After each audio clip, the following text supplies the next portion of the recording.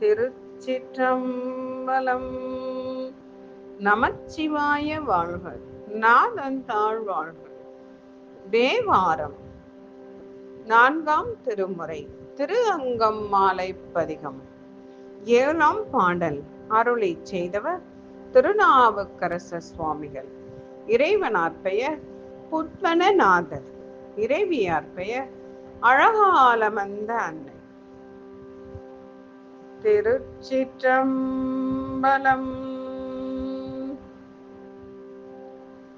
கைகால் கூப்பி தொழீர், கைகால் கூப்பி தொழீர், கடிமாமலர் தூவி நின்று கைகால் கூப்பி தொழீர். பைவாய் பாம்பு அறை, பைவாய் பாம்பு அறை, ஆர்த்த பரமனை கைகால் கூப்பி தொழீர். பைவாய் பாம்பு அறை, ஆர்த்த பரமனை கைகால் கூப்பி தொழீர். பாடலின் பொருள். கைகளே, படம் எடுக்கும் பாம்பினை தனது இடுப்பில் கச்சையாக இறுக கட்டிய பிரானை, நறுமணம் கமழும் சிறந்த மலர்களை தூவி கைகளை கூப்பி தொழுவீர்களாக. கைகள் இறைவனை தொழுவதற்கு மட்டுமே. கைகள் இறை நாமத்தை வாய் உச்சரிக்க கைகள் இரண்டும் கூப்பி எம்பெருமானை தொழுவதற்காகவே இந்த கைகள்.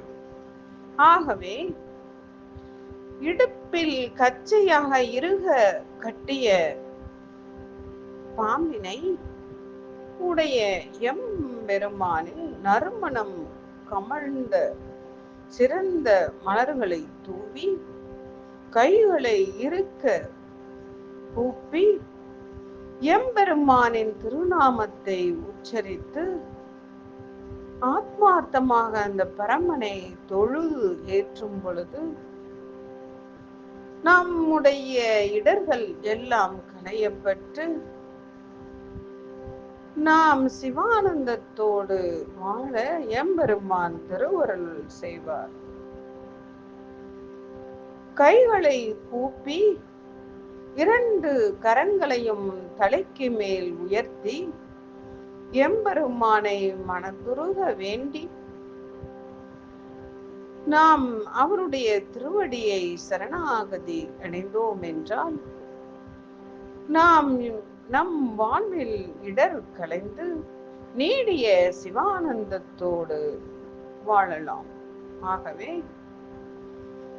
இறைவன் நமக்கு கொடுத்த கரங்களை அவருடைய திருநாமத்தை உச்சரித்து கரங்களை மேலே தூக்கி கூப்பி நமசிவாய என்ற திருநாமத்தை உச்சரித்து வணங்குவோம் என்றால் நாம் பிறவிப்பினி போக்கி எம்பெருமானின் திருவடியை மலர்களை அடைந்து மகிழ்வுற்று வாழ்வோமாக.